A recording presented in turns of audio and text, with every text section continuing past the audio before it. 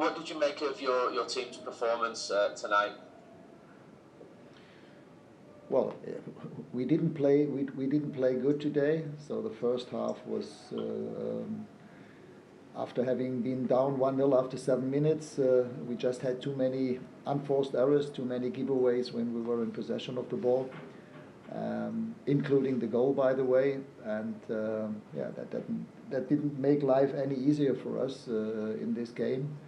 Of course, it was a massive push for Newcastle, and in the first half we didn't play good at all. I was not happy with the performance in the first half. Second half, we had to take the risk of changing formation and making 2 substitutions with Eddie and with Jadon. It was better in the second half, but still not on the kind of level that we would have to play in order to control games. So for me, there were 2 problems. One was the unforced errors, the technical errors, the wrong decisions in possession of the ball. This caused a lot of transitional moments for Newcastle, and we knew that they were, especially in that area, they were a very good team with their fast offensive players. And the other one was that we didn't play as aggressive as we should have played against the ball with regard to counter-pressing, but that again is a question of physicality. How quickly do we react on losing the balls, and how aggressive are we with regard to counter-pressing? And in both areas we were not on the kind of level, especially, as I said, in the first half, as we should have been. Laurie Whitwell? Hey Ralf, is there any issue with the formation in terms of the 4-2-2, changing it from a formation that the players were more familiar with, or is it a case of them getting used to it? Because the chance creation seemed quite sparse today. Yeah, I don't think it's a question. Today it was not a problem of formation. It was a problem of energy and intensity, also of speed in the way how we play in those direct one-on-one duels. And this is something we have to get better at. And as I said, second half we changed from a 4-2-2 into a 4-1-3-2. Had 2 wingers. The intention was to play more over the wing, and that was also the way that we prepared our equalizer. And we had another 2 good opportunities when we played the ball behind their back 4. Eddie could have scored another one. But on the other hand, we again also in the second half we were too open. We were not good in the counter-pressing moments. Again, too many giveaways in midfield, and we still allowed them 2 or 3 good counter-attack situations when Eddie was when David De Gea was outstanding again. Mike McGrath. Do you have a kind of explanation for the lack of intensity, given the number of days that you had to prepare for the game, and is that even more disappointing about the performance? Actually, I don't know. Maybe because Harry mentioned, as I've heard, that there might still be some side effects of COVID, but I don't think that we should look for excuses.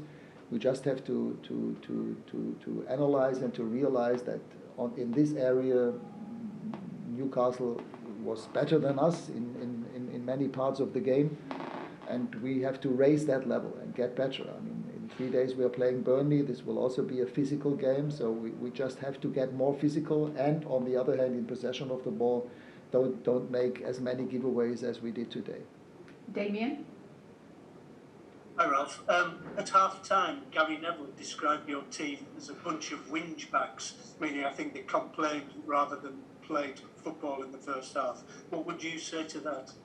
What did he say? I have never heard the word whinge bag. Well, they were a bunch of whinge bags, and I think he meant they just spent too much time complaining rather than getting on with the match. I don't think today it was a problem of body language. It was more of a question of physicality, of meeting the demands with regard to speed, tempo, physicality, and the side effect is the body language afterwards. That's. But I don't think that was the major problem today for us. The major problem was the way that we played in those moments when it was about physicality. Tyrone Marshall? Hi, Ralf. Just on the way your team reacted to going behind, were you surprised at the lack of reaction on the pitch, really? Heads seemed to drop and they seemed to lose heart when they went behind, and there wasn't kind of the reaction you expect from a Man United team when they go behind in a game. Well, I think in the second half we showed a reaction, and I mean the way that we prepared the goal and the way that Eddie converted that chance was good. We had another two where Eddie could have scored, especially the one when Alex Tejes played the ball behind the back line of their defense. That could have been even the winning goal, but on the other hand, we must admit that today we won a point. We didn't lose two. We won a point after being 1-0 down. Okay, last question in this section. Brad Cox. Hi, Ralf. You briefly mentioned that you've got Burnley coming up later this week, but you've played Newcastle, Norwich, and Crystal Palace now, all sides in the bottom half. You've got one goal from in each of those games. What do you think that's an issue coming up against these so-called lesser sides, trying to beat them and break them down? Yes, but at least we got 7 points out of those 3 games. That's the good part. But again, if we look at today's game and if we analyze today's game,